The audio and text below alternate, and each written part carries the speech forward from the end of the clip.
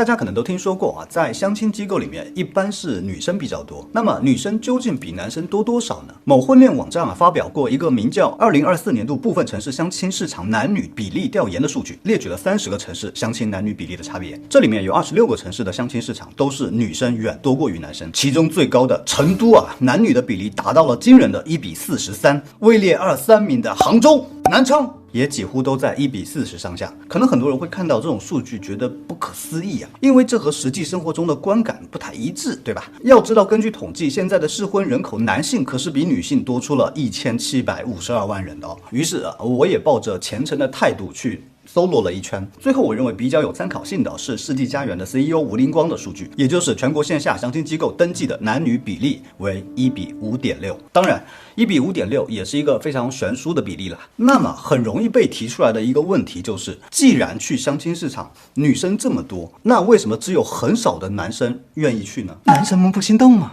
问得好！当一个很饿的人面对一盘红烧肉却选择不吃，那一定会有一些看不到的原因。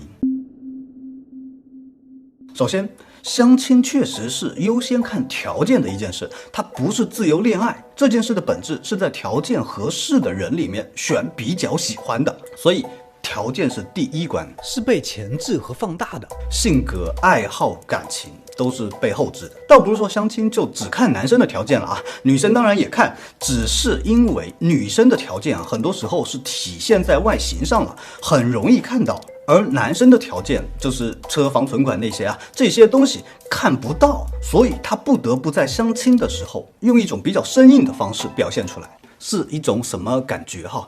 碰巧我在4年前还真的去过一次线下的某大型相亲公司，在成都的一个高档的写字楼里面，有单独的洽谈室，隐私玻璃那种一点都不 low， 绝对不是公园的相亲角坐下来也是填填资料提交一下行驶证、房产证各种证，然后听红娘恭维你。按理说以我当时的条件是属于他们客户里面比较好的那一档，在我提交资料的这个动作上，我本应该是很有自信的，但实际情况是，我在拿出各种证看着红娘一页一页输入在电脑里面那个过程，我觉得很不自在，感觉正在被人拔底裤，脑袋放空闪过许多抽象的画面。骤雨初歇，都门畅意无绪，留恋处兰舟催发，执手相看泪眼，竟无语一言，无语。就想填完赶紧留。尤其我们就可以想象，当一个男生物质条件暂时还没有那么好了，却有一些其他的优点的时候，他会觉得自己的优势没有办法在这里被女生看见和欣赏，这确实是一件比较沮丧的事情。所以这是我相信很多男生对于相亲打退堂鼓的第一原因。其实当时从相亲机构溜出来之后路过天府广场的时候，我还在想，还在反思，为什么我会来这里？如果我告诉我的兄弟我去相亲了，他会不？我绝对不会说，太羞耻了。我知道或许有些女生也会觉得相亲丢脸感觉自己是不是没人要但我想说，男生在这个点上的痛感普遍会高出很多很多。这也是被忽略掉的男生们对于相亲的一条深层次的心理障碍。因为在传统的父权制观念里女生从小的教育教导女生认真对待婚嫁这些事的认同感就会更强一些，面对婚嫁的需求也显得更坦然更自然一些。而男生们受到的教育更多的是好男儿志在四方，大丈夫何患无妻这一类。你要说让一个男人天天惦记着相亲讨老婆，对吧？这就显得很不大丈夫了。而父权制文化偏偏高度要求男生要像大丈夫，成为大丈夫对许多男生来说是自我认可和尊严的来源，而去相亲就正好相反，基本上就是把自己娶不到媳妇儿5个大字写脑门上了。这在父权语境中已经是赤果果的对自己大丈夫那个属性的否定，是吧？只有小丈夫才会患无妻啦，甚至要靠别人帮自己讨老婆。所以先不看和女生的兑现情况如何，其实很多男生包括我了的心理障碍是去相亲就已经输了，他就是不太体面。这种内心的矛盾是舆论压力和自我认同上的矛盾，是在父权制社会下无法调和的矛盾。所以说男生们不心动吗？相亲市场上女生数量那么多，很多人因为这条心理障碍，所以也不那么情愿迈出这一步我们说女生脱单虽然也会着急，但是父权制文化没有对女性这方面做过过于严苛的心理设定，所以去相亲可以成为一个自然选择。而男生这边要我走进相亲机构，进入相亲市场，它更像是一种非自然选择，所以心理的优先级会比较低。什么叫自然非自然其实就像我们小时候交朋友，一般都是同学邻居，他们本来就在我们的生活里自然存在，和他们交朋友顺其自然。但长大了之后没有了这种自然的社交的场域，要再去交朋友就得主动去找比如通过社交软件或者特定的社交场合去认识去接近等等，这就是非自然选择。当然还有一点容易被忽略的是这个相亲还是需要成本的，尤其是当下我们还是会默认男生需要在约会的初期承担的更多。也就是说，一个女生一个月相亲10个人和一个男生一个月相亲10个人，成本是不太一样的，而很可能经常钱花出去了，但是没什么收获又会反过来加剧内心的负担甚至一种羞耻感。这些种种在互相作用下，都最终导向一个结局，就是一个男生他没有足够的把握，是真的不敢去相亲。那么如果一个男生可以顶着上面这些阻力进入相亲市场，意味着什么？排除掉那些进来泡妞的人来说这意味着他的脱单需求已经盖过了心理障碍。即便是一个非自然选择，这件事做着像被扒底裤，成本也不低，但都比不做要好。所以一个男生是否进入相亲市场，其实最后还是要看他对脱单的需求是否足够的高，和这个人本身条件好不好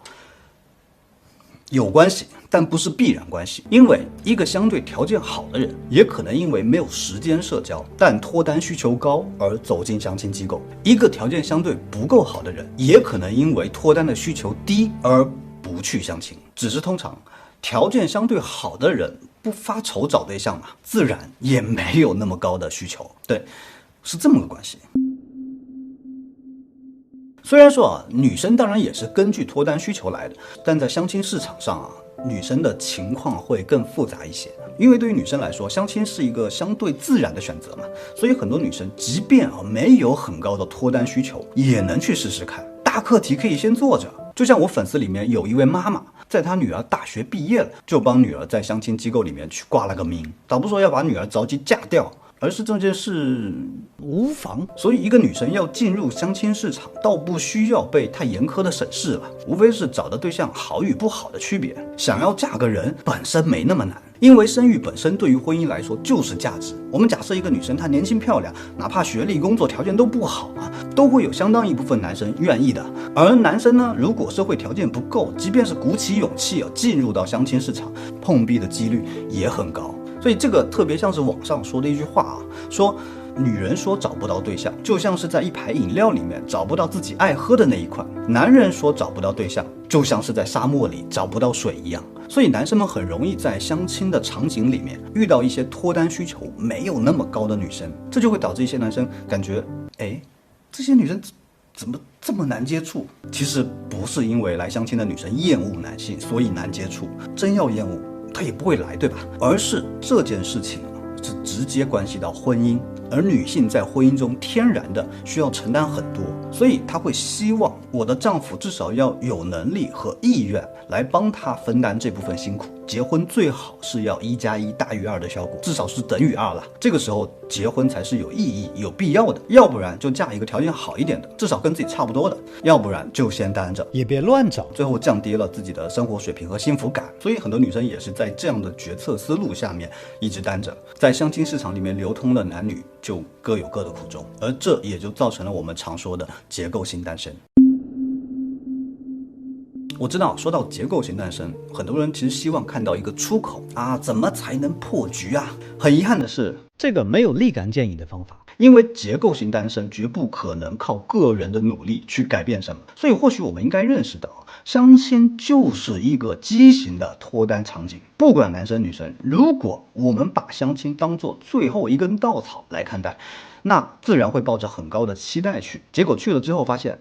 不是那么回事，动不动就吃瘪，反过来还搞到自我否定自我怀疑。如果不想这样，我的个人建议是，脱单这件事情其实越早规划越好，这样啊，从成年到结婚之间的这个过程也会更线性一些，机会更多，试错的成本也更小，这样就不容易让自己陷入那个手足无措的境遇里。当然，如果我们已经过了那个规划阶段，那我觉得如果不是可以接受不结婚这件事的话啊，就只能够提高这件事的权重。怎么提高？一是多给我们几根稻草，多个社交渠道啊，共同配合，把相亲看作仅仅是所有脱单手段中的一个，是我们自由社交、自由恋爱的一种补充，而不是发对象啊，包成功的托底。然后第二，我认为可以啊，是为自己规划出专门的一小段时间，安排自己参与到各种各样的社交活动当中，比如每周的周六的下午。因为我知道现在很多人在一个高压的竞争的社会环境下，不太有时间和精力拿去社交，于是这个时间就流走了。其实大家可以想象一下啊，在过去的5年时间里面，有多少个周末的下午是因为我们懒得动而不愿意去社交？如果未来5年把这么多个下午都利用上，又能够给我们增加多少社交以及脱单的机会？所以专门为社交去规划一部分时间，也是一种提高权重吧。亲测有效。